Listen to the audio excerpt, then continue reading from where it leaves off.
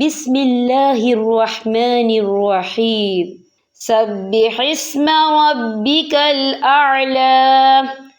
الذي خلق فسوى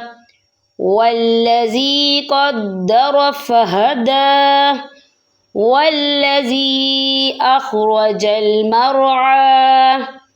فجعله غثاء أحوى سنقرئك فلا تنسى إلا ما شاء الله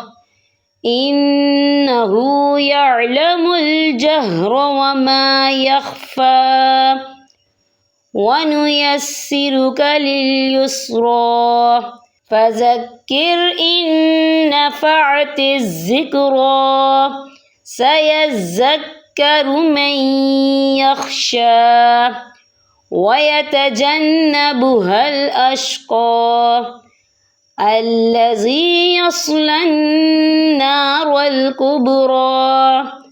ثم لا يموت فيها ولا يحيا قد أفلح من تزكى وذكر اسم ربه فصلى بل تؤثرون الحياة الدنيا والآخرة خير وأبقى إن هذا لفي الصحف الأولى